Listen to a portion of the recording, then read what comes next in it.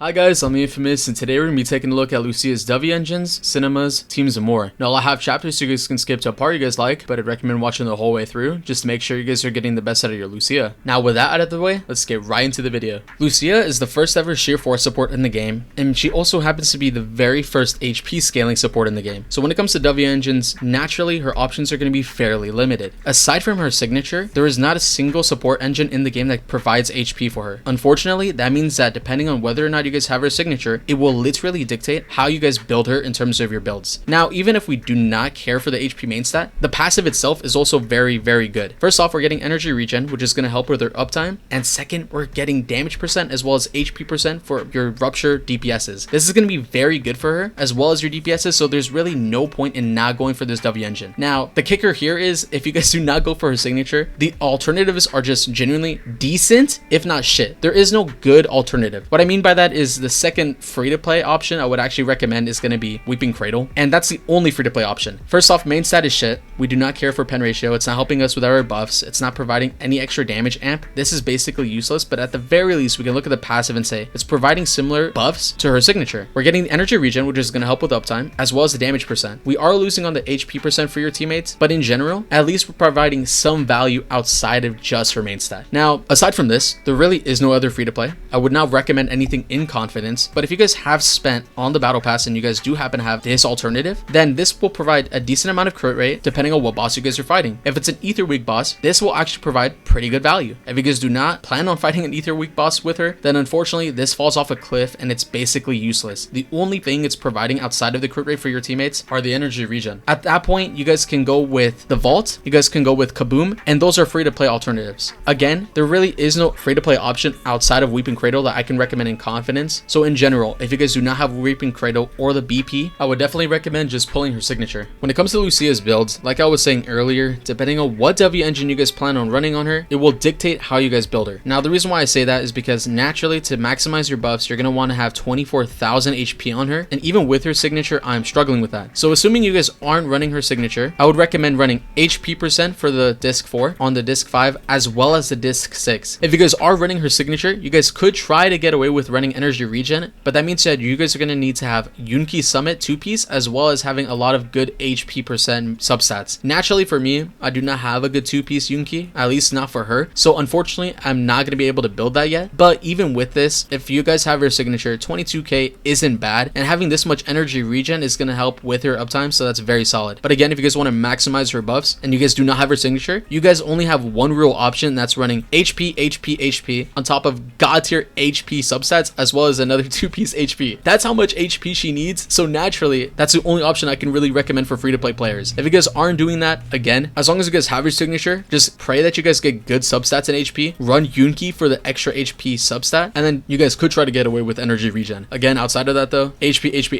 When it comes to Lucia's mindscapes, I might be wrong in this, but I feel like she's the first character in the game to actually focus on disciple generation. At least as far as I know, I don't know a single character in the game that focuses this heavily on disciple generation. What I mean by that is, if we look at the first one, she is giving extra additional damage for your teammates. She's giving them all type res as well as 5% disciple generation. Not only that, but she almost works like Astra Yao now, in the sense that every single time you guys have echoes, you can actually re-trigger the passive that buffs your teammates. This means that you guys don't have to switch into her as often, and for somebody like Yishuan that can parry by herself, this is going to give her more on-field time, which is very solid. Now when we look at the second cinema, she does more damage, 15%, and she also buffs your teammates sheer force damage by 15%. So this is buffing her own damage as well as your teammates. This is going to be very significant. Looking at cinema 4, this is where I was talking about the disciple generation. This is insane. Every time Ether Veil is extended or activated, essentially meaning that this can re-trigger constantly, you guys will generate 100 disciples, and this has a 15-second cooldown, meaning that this will help you with Yishuan getting her buffs, because every single time she bolts, she actually gets her own buff. Not only are you guys getting that more often, but even for somebody like Yidhari, this is going to be very good to get her inside of her enhanced state, because the more ults, the more enhanced uptime. It's just very good overall. I like the fact that you can trigger this multiple times. This is very solid. And then Cinema 6 is kind of a mixed bag for me. This is really just a damage amp for herself. She now buffs her own attack depending on how much HP she has, and obviously that's going to be very significant because she scales off of HP, but this is only off of Harmony, aka her for aftershocks. This isn't for your team. Even though this is very good off-field damage, I would have preferred if this was a crazy mega buff for your teammates, you know? But then again, this is a Cinema 6. I would never recommend anyone go for this in the first place, but if you guys really like Lucia, on the bright side, her own damage is going to be very significant with this, and I would recommend it if you just really love the character that much. Up to you, but at the end of the day, honestly, Cinema 1, 2, and 4 are just so much better than this, in my opinion.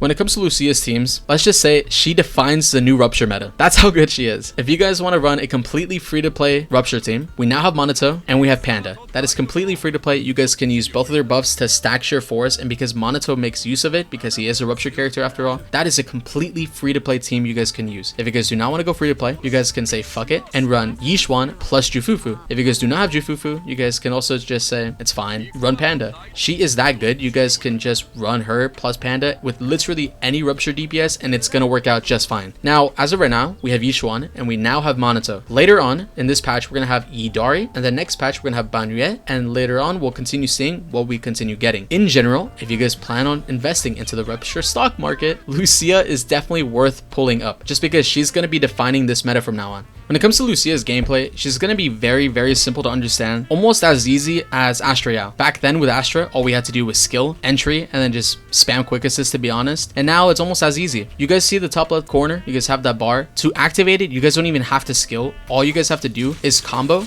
do an auto combo. When she launches in the air, that's enough to start your chain. Now, as you guys can see, she just did Aftershock, and off of the Aftershock, we now have buffs on Monito. Anybody that enters is going to have these buffs, so you guys are good to go.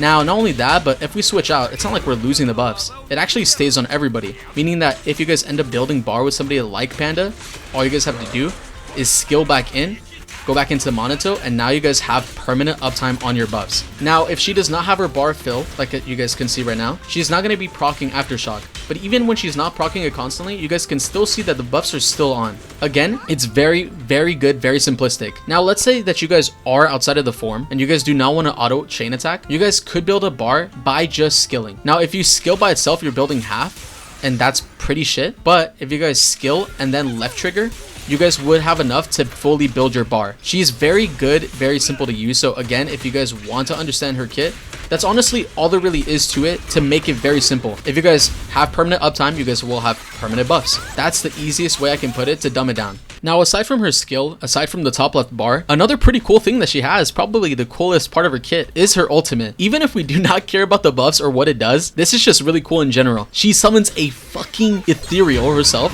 and you can control it if you choose to hold it down, or if you just let go of your directional keys, she'll automatically throw it. You guys can instantly toss it. For example, let me just get my disciples back. If I just press Q and I don't press anything else, she'll throw it out immediately, and you guys can just immediately combo, switch into anybody, your DPSs, and you guys can continue going ham. Her ultimate, her skills, everything's very fluid, and it's also just very fun. The fact that we have a ethereal is just drip. I don't know. It's just hella fun. It's the same one I always do showcases on too, so that's also hella cute. I don't know, in general, I've had a lot of fun with this character. In terms of gameplay, she's just so simple to understand. I really do think if anybody wants to invest into the stock market for Rupture, it's just so simple. Please pull for her. If you guys enjoy the Rupture meta, I swear you guys will enjoy her. Now, aside from the ultimate looking cool, the one niche use case that it can actually help with is if you're outside of the state of giving buffs and you guys do not have access to enough energy to use your skill to get into the buff, what you guys could do to get into the state of providing it is simply using her ultimate. As you guys saw earlier, we are in the state because of it. Now, outside of that, there really is nothing else to talk about. We already went over her kit, so what I'm going to do is I'm going to show you some gameplay, and this gameplay is going to be the newest Shiyu defense content.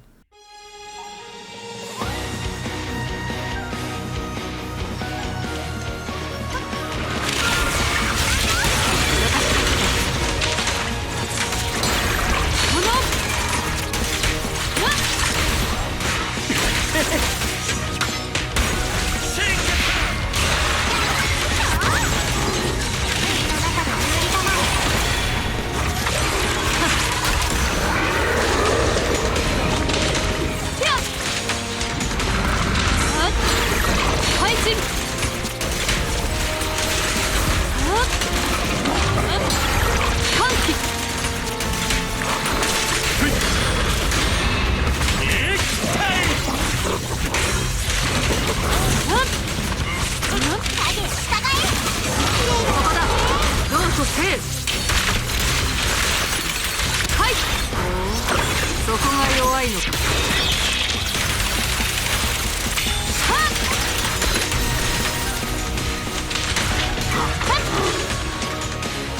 気をつけろ。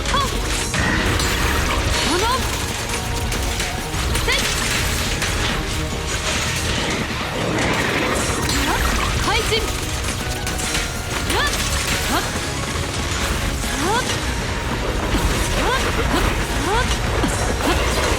悪くないぞ。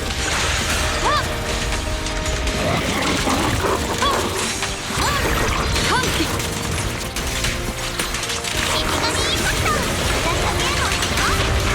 運用創生。命ずる。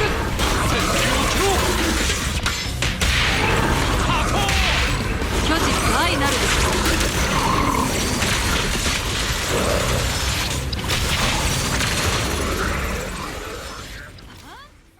Hi guys, I hope you guys enjoyed the video. This is the first time in a while where I've actually released a guide almost immediately after our character came out. I think this is only a week after Lucia is out, so that's pretty cool to think about. Also, in general, I do want to say thank you very much for 900 subs. I'm quite literally one away from the making of this video, so again, thank you for the support. You guys are amazing. Only 100 more until we hit 4 digits. That's pretty fucking nuts. So again, special thank you. I really do appreciate it. Thank you all. Could not thank you enough. Also, right now I'm going to be working on a lot more CZN content because the game has also just officially released, so please bear with me. I'm trying to make content on all these games. It's all very fun, so if you guys can, I hope you guys look forward to it, and I'll see you guys in the next one. Okay, bye bye.